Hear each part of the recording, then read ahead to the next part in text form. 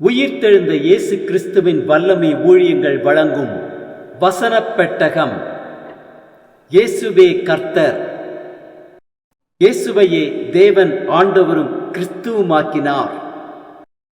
இயேசுவே ராஜாதி ராஜா, கர்த்தாதி கர்த்தா. கிறிஸ்துவே மரித்தோர் மேலும் ஜீவனுள்ளோர் மேலும் ஆண்டவர். கிறிஸ்துவே போதகரும் ஆண்டவருமாயிருக்கிறார். வசனப் பெட்டகத்தின் இன்றைய தின கருப்பொருள் தாழ்மை. தாழ்மை தாழ்மை தாழ்மை தாழ்மைக்கும் கர்த்தருக்கு பயப்படுதலுக்கும் வரும் பலன் ஐஸ்வர்யமும் மகிமையும் ஜீவனுமாம். தாழ்மையை குறித்ததான வேத வசனங்களை பார்க்கலாம். எபேசியர் 4:2-3 வாசிக்கிறோம். மிகுந்த மனத்தாழ்மையும் சாந்தமும் நீடிய பொறுமையும் உடையவர்களாய் அன்பினால் ஒருவரை ஒருவர் தாங்கி சமாதான கட்டினால் ஆவியின் ஒருமையை காத்துக் கொள்வதற்கு ஜாக்கிரதையாயிருங்கள். யாக்கோபு 4:6 வாசிக்கிறோம்.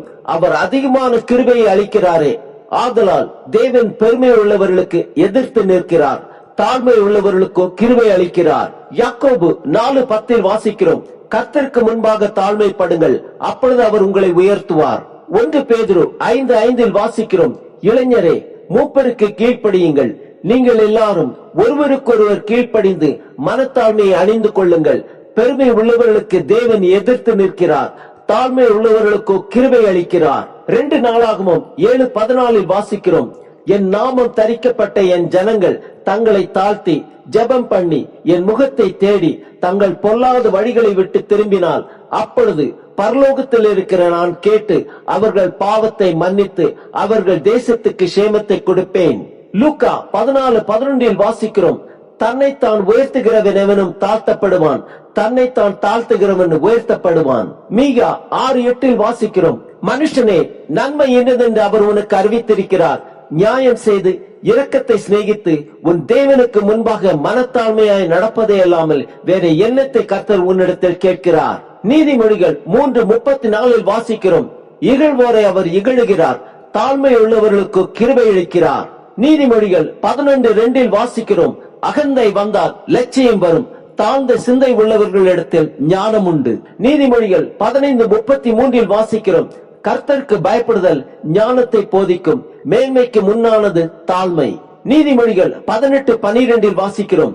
அழிவு வருமுன் மனுஷருடைய இருதயம் இருமாப்பாய் இருக்கும், மேன்மைக்கு முன்னானது தாழ்மை. நீதிமொழிகள் 27:2 வாசிக்கிறோம். உன் வாய் அல்ல பொருத்தியானே உன்னை புகழட்டும், உன் உதடு அல்ல அந்நியனே உன்னை புகழட்டும்.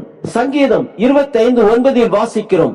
சாந்த குணமுள்ளவர்களை நியாயத்திலே நடத்தி சாந்த குணமுள்ளவர்களுக்கு தமது வழியை போதிக்கிறார். சங்கீதம் 149:4 வாசிக்கிறோம்.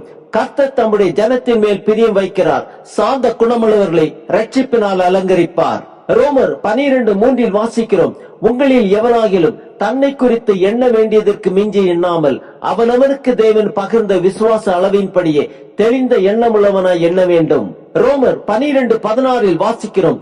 ஒருவரோடு ஒருவர் ஏக சிந்தை உள்ளவர்களாய் இருங்கள், மேட்டிமையானவைகளை சிந்தியாமல் தாழ்மையானவர்களுக்கு இணங்குங்கள், உங்களையே புத்திமான்கள் என்று எண்ணாதிருங்கள். பிலிப்பியர் 2:2-3 வாசிக்கிறோம். நீங்கள் ஏக சிந்தையும் ஏக அன்பும் உள்ளவர்களாய் இருந்து இசைந்த ஆத்துமாக்களாய் ஒன்றையே சிந்தித்து என் சந்தோஷத்தை நிறைவாக்குங்கள். ஒன்றையும் வாதினாலாவது வீண் பெருமையினாலாவது செய்யாமல் மனத்தாழ்மையினாலே ஒருவரை ஒருவர் தங்களில் மேன்மையானவர்களாக எண்ண கடவீர்கள். மத்தேயு 23:12 வாசிக்கிறோம். தன்னை உயர்த்துகிறவன் தாழ்த்தப்படுவான், தன்னை தாழ்த்துகிறவன் உயர்த்தப்படுவான். யாக்கோபு 4:16 வாசிக்கிறோம். இப்பொழுது உங்கள் வீம்புகளில் மேன்மை பாராட்டுகிறீர்கள், இப்படிப்பட்ட மேன்மை பாராட்டல் யாவும் பொல்லாங்காய் இருக்கிறது. பிலிப்பியர் 2:8 வாசிக்கிறோம். அவர் மனுஷ ரூபமாய் காணப்பட்டு மரண பரியந்தம், அதாவது சிலுவையின் மரண பரியந்தமும் கீழ்ப்படிந்தவராகி தம்மை தாமே தாழ்த்தினார்.